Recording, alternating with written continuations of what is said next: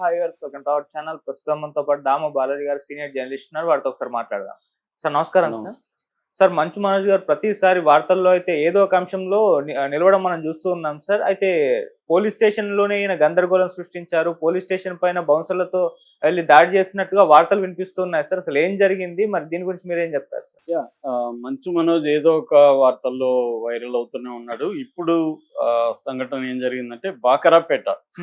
ఎందుకంటే ఇది అక్కడ ఎడ్యుకేషనల్ ఇన్స్టిట్యూట్స్ ఉన్నది బాకరాపేట రూట్లోనే. తిరుపతి బాకరాపేట రూట్ ఉంటుంది. అక్కడ రంగంపేట అనే గ్రామం దగ్గర విద్యానికేతన్ యూనివర్సిటీ ఉంది. ఆ యూనివర్సిటీ కింద దాదాపు 20-30 colleges, schools, nursing training colleges ఇవన్నీ ఉన్నాయన్నమాట. సో ఇక్కడ గొడవంతా ఏంటంటే ఆ కాలేజెస్ మేనేజ్మెంట్ అవన్నీ కూడా విష్ణునే చూసుకుంటున్నాడు.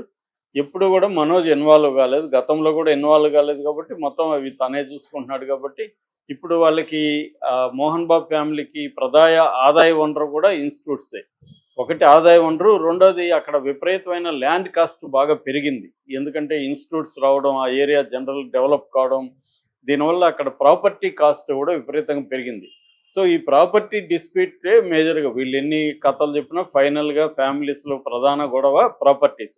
మిగతావన్నీ కూడా ఈగో ప్రాబ్లమ్స్ కావచ్చు, తన మాట వినట్లేదని కావచ్చు, ఇవన్నీ ఉంటాయి. ఎందుకంటే విష్ణు ఏమో మోహన్ బాబుకి నచ్చినట్టుగా ఉన్నాడు. ఎందుకంటే వ్యాపారాలు చూసుకుంటున్నాడు, ఫ్యామిలీని చూసుకుంటున్నాడు, యూనివర్సిటీని డెవలప్ చేస్తున్నాడు. ఇవన్నీ మోహన్ బాబుకి నచ్చే విధంగా ఉంది. కాకపోతే విష్ణు కూడా సినిమాలు తీసి డబ్బులు పోగొట్టుకుంటున్నాడు. 100 కోట్లు, 50 కోట్లు డబ్బులు అయితే పోతున్నాయి. మనోజ్ ఏంటంటే మనోజ్ సంపాదన లేదు, మనోజ్కి వీళ్ళేమీ ఫైనాన్స్ చేయట్లేదు. మనోజ్ వ్యాపారాలు ఇవన్నీ చూడట్లేదు. పైగా తనకు నచ్చని అమ్మాయిని చేసుకున్నాడు. నిజానికి విష్ణు కూడా మోహన్ బాబుకి నచ్చని అమ్మాయినే చేసుకున్నాడు, ఎవరిని వెరోనిక అని. కాకపోతే అమ్మాయికి 2000 కోట్లు ఉంది. ఒక్కోసారి మనకు నచ్చని వాళ్ళకి డబ్బు ఉంటే సైలెంట్ అవుతారు కదా ఎవరైనా. అలాగా ఆ అమ్మాయికి నిజానికి ఆయన ఒక ఆడియో విన్నాను నేను, ఎవరితో ఇంటర్వ్యూ ఇచ్చినప్పుడు మోహన్ బాబు. అందులో అందరూ కూడా మా ఇంట్లో నా భార్యతో సహా అందరూ నన్ను అమర్చారని చెప్తున్నాడు. ఆ టైంలో ఒక టీవీ ఛానల్కి గన్ను కూడా తీసుకెళ్ళి బెదిరించాడు, ఈ న్యూస్ వచ్చిందని. విష్ణు ఎవరిని అమ్మాయిని ఇచ్చేస్తున్నాడు, న్యూస్ వచ్చిందని మోహన్ బాబు. సో ఇలాగా తనకి నచ్చకపోయినా విష్ణుతో మంచిగా ఉంటున్నాడు మోహన్ బాబు. ఎందుకంటే విష్ణు భార్యకి డబ్బులు ఉన్నాయి, విష్ణు కూడా వ్యాపారాలు అవన్నీ చూసుకుంటున్నాడు. మనోజ్ ఏమో ఆయన స్పాయిల్ టికెట్ లాగా ఉంటున్నాడు. మనోజ్ చెప్పిన మాట వినట్లేదు. తనకు నచ్చని అమ్మాయిని పెళ్లి చేసుకున్నాడు. ఆ అమ్మాయికి కూడా ఆస్తులేమో ఉన్నప్పటికి కూడా అవి వాళ్ళ అఖిల ప్రియ పంచి ఇవ్వట్లేదు. సో భూమా మౌనిక రెడ్డికి దీనివల్ల ఇటు ఆస్తులు లేవు, తన మీద డిపెండ్ అయ్యి తన ఇంట్లో ఉంటున్నాడు. రెండవది అతను సినిమాలు చాలా కాలం అయిపోయింది, సినిమాలు మంచిగా తెచ్చుకునే పరిస్థితి లేదు. వ్యాపారాలన్నా చూసుకుంటా అంటే అది కూడా లేదు. ఇది మోహన్ బాబుకి ఇబ్బందికరంగా మారింది. రెండోది అతను ఏదో గొడవలు క్రియేట్ చేస్తున్నాడు, విష్ణుకి అతను పడట్లేదు. సో ఇలాగా మోహన్ బాబుకి తలనొప్పిగా మారింది. మోహన్ బాబు కానీ ఆయన భార్య కానీ వాళ్ళందరూ కూడా విష్ణు వైపే నిలబడ్డారు. ఇతనికి ఎవరు కూడా గట్టిగా లేరు ఇటు. సో దాంతో ఇతను కూడా ఇప్పుడు తన వాటా తనకి ఇవ్వాలి. రెండోది సినిమాలకి విష్ణుకి అయితే వందల కోట్లు ఖర్చు పెడుతున్నారు. ఒక పైసా వెనక్కి రాకపోయినా మళ్ళీ మళ్ళీ తీస్తున్నారు. నాకెందుకు నా సినిమాలకు కూడా అలాగా ఆయన పెట్టచ్చు కదా అనేది మనోజ్ వైపు నుంచి చూసుకున్నప్పుడు, ఆస్తిలో నాకు కూడా నేను కూడా ఈక్వల్ కొడుకునే కదా, నాకు కూడా వాటా కావాలి కదా అనేది మనోజ్కు ఉండేది. ఈ గొడవలంతా పడలేకనే మంచు లక్ష్మి ముంబైకి షిఫ్ట్ అయిపోయిందని చెప్తారు. ఎందుకు ఏడుంటాయి గొడవలు అనేసి. ఆమె కొంత ఆస్తులు తీసుకునిందా లేదో తెలియదు, తీసుకునిందనే వార్తలు అయితే ఉన్నాయి. తన కొంత తీసుకొని ఆమె పాటికి ఆమె వెళ్ళిపోయింది. వీళ్ళిద్దరు గొడవలు మనకొద్దని. ఆ మధ్య వచ్చినప్పుడు కూడా ఇద్దరు కలిసి ఆమెను తిడితే మళ్ళీ వెళ్ళిపోయిందని చెప్తున్నారు. సో ఈ కాంటెక్స్లో ఇప్పుడు మనోజ్ బేసిక్గా ఏంటంటే విద్యానికేతన్ మీద పడ్డాడు, యూనివర్సిటీ మీద పడ్డాడు. అక్కడ మామూలుగా ఫీజులు ఎక్కువ వసూలు చేస్తున్నారని, మధ్యాహ్నం కంపల్సరీ అక్కడే భోజనం చేయాలని స్టూడెంట్లకు చెప్పి ఆ భోజనానికి డబ్బులు ఎక్కువ లాగుతున్నారని, రకరకాల పేరుతో ఫీజులు లాగుతున్నారని చాలా పేరెంట్స్ కంప్లైంట్ ఇస్తే దానికి అండగా మనోజ్ నిలబడ్డాడు. దాని తర్వాత అక్కడ అక్రమాలు జరుగుతున్నాయి, బౌన్సర్లు పెట్టుకొని కొడుతున్నారు, ఇవన్నీ మాట్లాడడం మొదలుపెట్టారు. బయట పేరెంట్స్ ఇంకొకరు మాట్లాడినప్పుడు వాళ్ళని డీల్ చేయొచ్చు. మామూలుగా అన్ని ప్రైవేట్ ఇన్స్టిట్యూట్స్లో ఇలాంటి కంప్లైంట్లు ఉంటాయి. కానీ ఇంట్లో ఉన్న వ్యక్తి మాట్లాడేసరికి వీళ్ళకి తలనొప్పులు స్టార్ట్ అయింది. అక్కడి నుంచి ఇంకా రకరకాల ఇష్యూల్లో గొడవలు పెరిగి పెరిగి పెద్ద అవుతూ వచ్చాయి. దీంట్లో ఒక పెద్ద మనిషిని పెట్టుకొని ఈ సమస్యలను సాల్వ్ చేసుకునే పరిస్థితి దాటిపోయింది, చేయి దాటిపోయింది.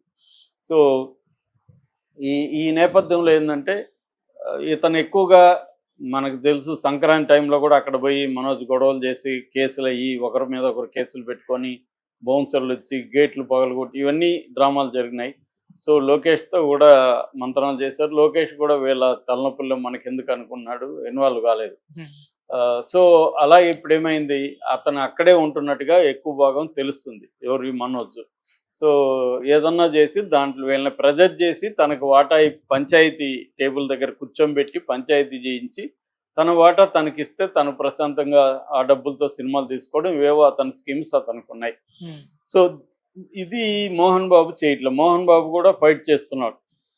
కలెక్టర్ల దగ్గరికి వెళ్ళారు, పంచాయతీలు చేశారు, ఏవి కాల. ఇప్పుడు రీసెంట్గా ఒక డెవలప్మెంట్ ఏం జరిగిందంటే అక్కడ మామూలుగా ఆ ఏరియాలో స్టే చేయాలంటే తిరుపతి కొద్దిగా దూరం, తిరుపతి కంటే బాకరాపేట దగ్గర. బాకరాపేట అంటే మనకి తలకోన ఫారెస్ట్ పక్కనే ఉంటుంది. తలకోనకి వెళ్ళాలంటే బాకరాపేట వెళ్ళాలి. ఓకే. సో ఆ బాకరాపేటలో మామూలుగా రిసార్ట్స్ ఉంటాయి, ఎందుకంటే టూరిస్టులు ఎక్కువ వస్తుంటారు కాబట్టి. తలకోనలో కూడా ఉంటాయి, కొన్ని బాకరాపేటలో కూడా ఉంటాయి అనమాట. సో బాకరాపేటలో అయితే ఫుడ్ అవన్నీ నీట్గా దొరుకుతుంది, తలకోనలో పెద్దగా ఉండదు. అక్కడ ఒక చిన్న మెస్ ఉండేది నేను లాంగ్ టర్మ్ వెళ్ళినప్పుడు. సో ఇప్పుడు ఇతను ఆ బాకరాపేట గెస్ట్ హౌస్లో ఉంటున్నాడు. ఎవరు, మనోజ్. ఉంటున్నప్పుడు మామూలుగా మనోజ్ అంటేనే మోహన్ బాబు ఫ్యామిలీ అంటేనే బౌన్సర్ లేకుండా వాళ్ళు ఎక్కడికి వెళ్ళరు. సో ఇతను కూడా బౌన్సర్లు తీసుకెళ్ళాడు. ఈ బౌన్సర్లు గమ్మున ఉండరు కదా, వాళ్ళు నైట్ అటు ఇటు తిరగడం లేకపోతే మందేసి అలవాట్లు ఉండొచ్చు. ఆ బాకరాపేట వెరీ స్మాల్ టౌన్, అది చాలా చిన్నది. సో అక్కడంతా వీళ్ళు తిరుగుతూ ఉంటే పోలీసులు నైట్ డ్యూటీ చేసేవాళ్ళు ఏంటి మీరు ఎవరు, మీరు ఎందుకు ఉన్నారు, అవన్నీ వాళ్ళని విచారించి తీసుకెళ్లారు. సో ఇట్లా గెస్ట్ హౌస్లో మనోజ్ ఉన్నాడంటే మనోజ్తో మాట్లాడడానికి వీళ్ళు వెళ్ళారు. దీన్ని ఇష్యూ చేసి మనోజు మమ్మల్ని బెదిరిస్తున్నారు, మమ్మల్ని గెస్ట్ హౌస్ లేకుండా చూస్తున్నారు, మమ్మల్ని దాడి చేయమని మీకు ఎవరు చెప్పారో నాకు తెలుసు. అతను ఒక స్టోరీ వేసుకున్నాడు, నెరేషన్ వేసుకొని మోహన్ బాబు విష్ణు చెప్పి మమ్మల్ని పంపించారు అని అన్నాడు. నిజంగా పంపించారా లేదో తెలియదు. పోలీసులు చెప్పిన వెర్షన్ అయితే నేను ఇందాక చెప్పింది. మనోజ్ ఏం ఆరోపిస్తున్నా అంటే ఇది విష్ణు మోహన్ బాబు కలిసి పోలీసులను ఇన్ఫ్లుయెన్స్ చేసి వాళ్ళని నన్ను ఇక్కడ ఉండనీయకుండా చూడడం కోసం ఇది చేస్తున్నారు అనేది అతని వాదన. సో దీంట్లో ఇప్పుడు అందుకని అక్కడ ఉన్న లోకల్ ఎస్ఐ మీద ఇతను డిఎస్పీకి ఎస్పీకి ఫోన్లు చేసి ఇతను కంప్లైంట్ ఇచ్చాడు. తర్వాత పోలీస్ స్టేషన్కి వెళ్ళి మెట్ల మీద కూర్చొని నిరసన జరిపి చేశారు. దాంతో పోలీసులు ఇతను పోలీస్ స్టేషన్ మీద బౌన్సర్లు తీసుకొని దాడి చేయడానికి వస్తున్నారు అని వీళ్ళు మాట్లాడుతున్నారు. నిజానికి దాడి జరిగిందా లేదా అనేది మనకు తెలీదు. పోలీసులు ఏమో ఆ వర్షన్ చెప్తున్నారు, వీళ్ళేమో నేను నిరసన తెలియజేయడానికి వెళ్ళానని ఇతను అంటున్నాడు.